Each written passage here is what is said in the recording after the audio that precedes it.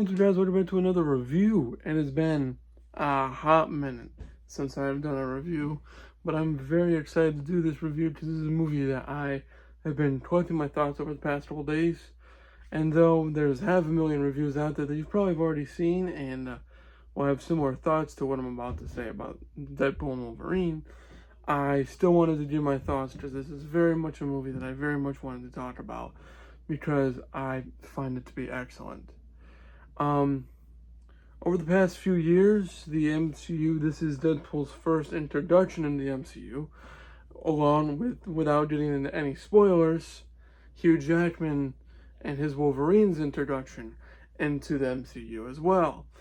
And, again, I'm not going to go any spoilers, not hinting towards nothing in this movie, nothing. No spoilers, but I will say that the only thing I will comment on, the cameos are awesome and they're everything I would hope to be. And that part was excellent. But besides that, the two main characters that we have here, they've got, and what I was going to say before this, sorry, all over the place, is that the past few years, the MCU, kind of after Endgame's kind of been in a downfall. The movies that have come out haven't been the greatest, although I do find Guardians of the Galaxy Volume 3 to also be excellent, and this movie may actually be better than that. And I also found No Way Home to also be excellent. Those three movies, those three movies, No Way Home, Volume 3, and Deadpool and Wolverine, I feel like they are holding the MCU together right now. And this movie very much is, and I find it excellent.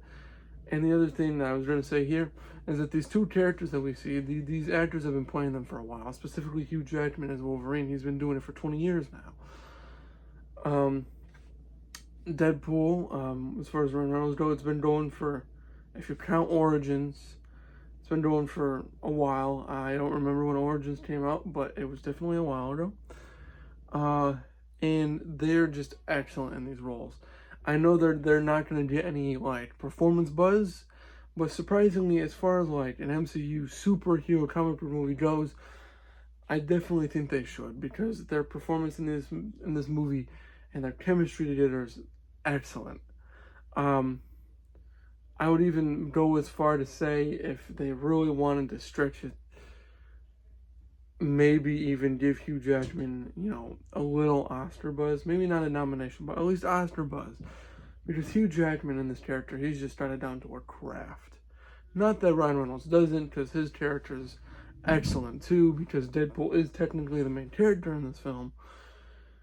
But Hugh Jackman, just to see him back and to see him wear that suit, it is just insanity, and I loved it. Beginning to end, there's really not one spot in this movie that I think they should have erased, like maybe some other MCU movies that do had to end up being to the 3-hour mark. This movie isn't that. This movie's about 2 hours long, maybe 2:15. I don't remember exactly. It is the longest movie in the franchise, but it feels like the shortest, and that is because the action-packed scenes that you have probably every 10 to 15 minutes are just insane. And I love everyone. They did not censor Deadpool one bit since Disney bought the property from Fox, which there's plenty of jokes. Not going to spoil anything, but there are some very, very funny jokes where my theater was outright laughing, and there's moments where they cheered. Go watch this movie. Go in with whatever expectations you think you should have from what everyone is saying. I'm not going to tell you to go in with high expectations, because then you might be disappointed. But for me, when I was expecting, knowing these characters, knowing the past two movies that I saw, I think it's great. I do think that the first one may be a little better, but I think this blows Deadpool 2, and this may be an unpopular opinion. I do believe that this blows Deadpool 2 out of the water. I still love Deadpool 2, and that's saying something. And I think this blows it out of the water. And I think it is a firm staple in the MCU lineup of movies for whatever phase we are in now. And I'm very excited to see what they have to come. And, the more I think about it, the more that this movie has gotten somewhat comparison to the Multiverse of Madness, the Doctor Strange movie from a couple of years ago. This movie blows it out of the water. And the more I think about Multiverse of Madness, the more I get disappointed about that movie. Though I do find Sam Raimi's directing in that movie to be excellent, and that's still how I stand by today. But this movie opens up the multiverse to a whole new level, and I think that you'll enjoy it, especially if you're a fan. But with all that said, I don't find it to be quite as good. Well, actually, maybe if I process my thoughts, I do 100% plan to go and see this movie again in theaters. I'd have to. This is an eventful movie. Go watch it in theaters because holy smokes. There's also, without spoiling, there's a brief preview before the movie in theaters that is just incredible.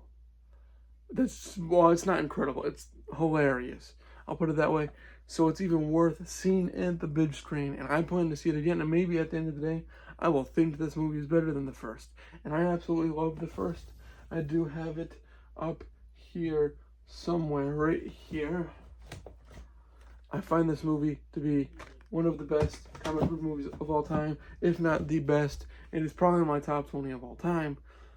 And I think this movie is riding right on its shoulders because I find it to be excellent. And this is not just recency biased. I think the direction that they went with this film was where they needed to go given the plot line. Okay, I'll get out of y'all's hairs, but with all that said, I give Deadpool Wolverine an A. Go check it out for yourself. Let me know in the comments or in general what you guys all think about it. And peace out. Like and subscribe.